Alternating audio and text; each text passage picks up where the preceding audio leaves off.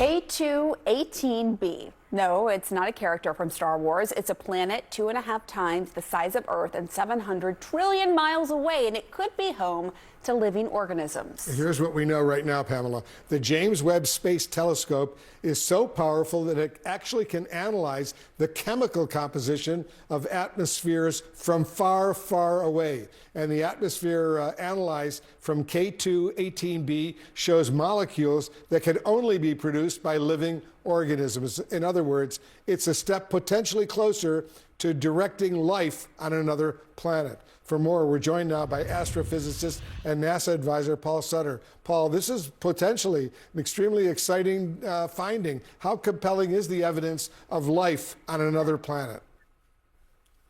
Oh, this is definitely very exciting and very interesting. But I have a personal mantra when I encounter results like this, which is if it's interesting, it's probably wrong.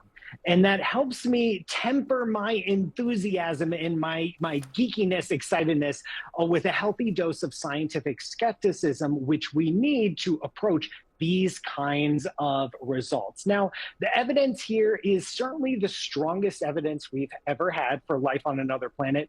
But in an absolute sense, the evidence isn't all that strong. It's a very weak signal here of these elements. And even if these elements are on the planet, it's not necessarily generated by life. We are at the very, very edge of what we can discover and detect with the James Webb.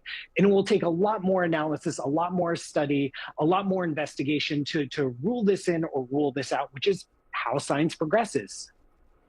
We were looking for you to say, hey, this is proof that aliens exist, but clearly you're not going there. I was going to ask you if we could actually call and speak to somebody a few hundred trillion miles away. We can definitely make the call, but you're going to have to wait for that response. All right. So what does it mean? You know, we talk about life on another planet. I mean, this could be a wide range. Right? Array, I should say, of the type of life that could be there, correct?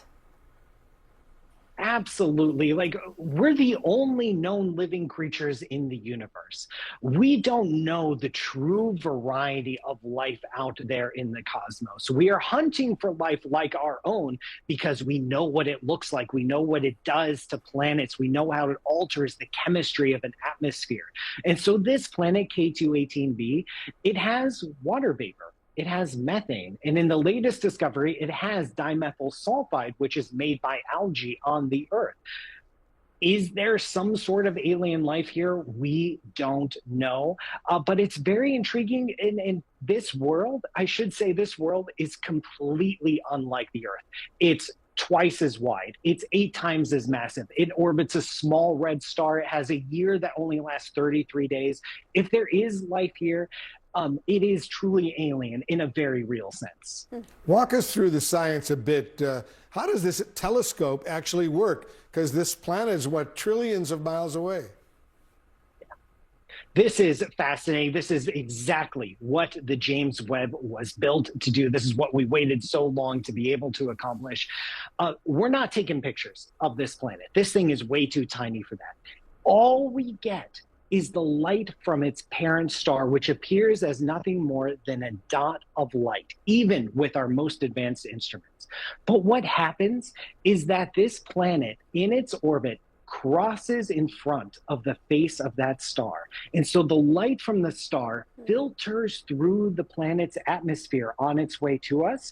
And then any chemicals, any molecules in the atmosphere change the light from that star, and we can pick up that change and figure out what's in the atmosphere. The fact that we can even do this, that we can say, oh yeah, there are these elements on this planet 700 trillion miles away, is a testament to just how powerful James Webb is and the creativity and ingenuity of my fellow astronomers. Yeah, I mean, really remarkable, right? Amazing. The people who built that and all that goes into it. Are you concerned about NASA's science budget and how that could impact further discoveries like this?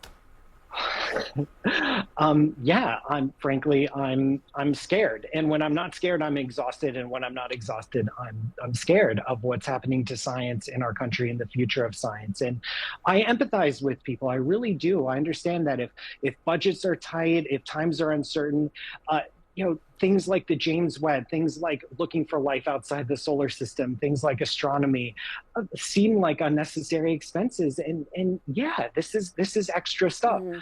Also, if we were to eliminate all of NASA's budget, nobody's life in the United States would change. I mean, it's not going to affect our bottom line. We take the tiniest fraction out of the federal budget to make this kind of stuff happen, to make our science advance. And what we do is make the world a more beautiful, more wondrous place. What we do is create exciting news for us to talk about and think about. Let's bring in Professor of Astrophysics and Exoplanetary Science at the University of Cambridge, Niku Madhusudan.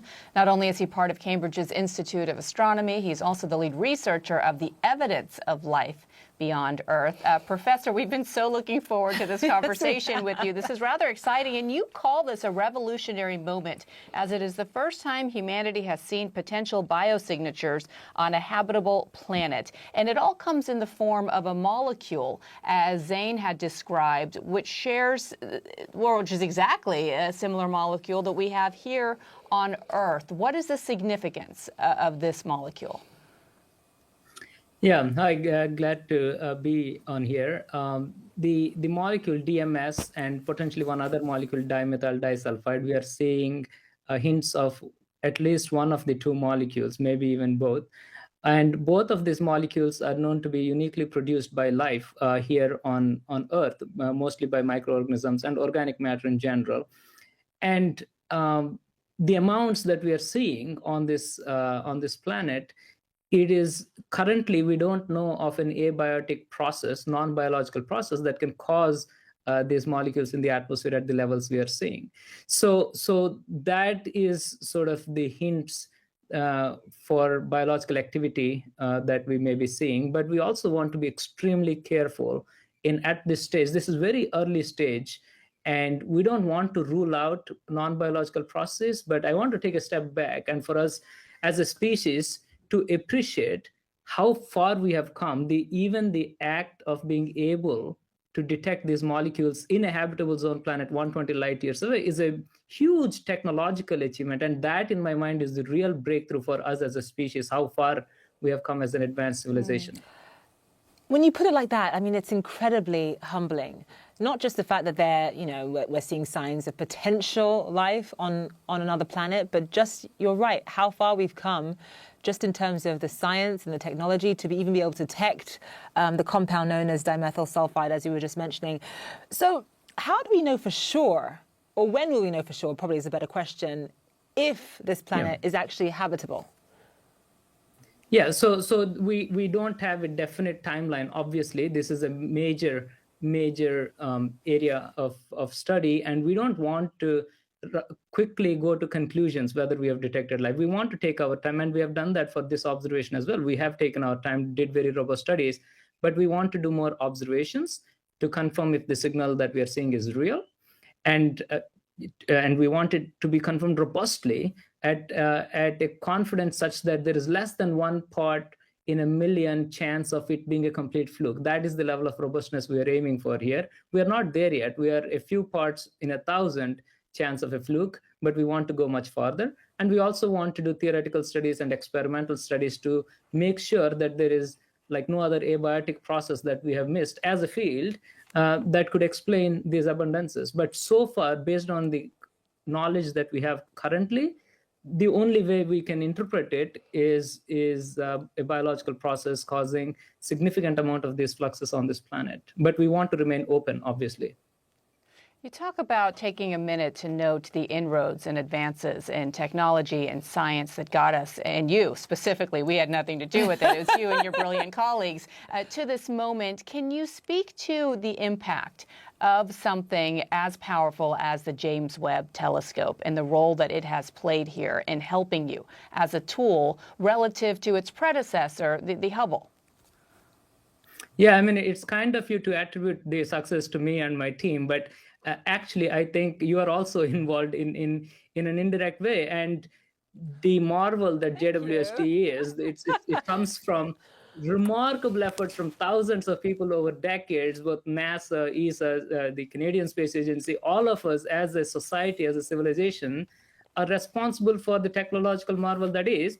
And we have put that icing on the cake with our science. But fundamentally, that's how I view it, is that it's our contribution as a society where we are, that we're able to do this science, and it would not have possible without what these agencies have done for us, right? So it's all our result in that sense.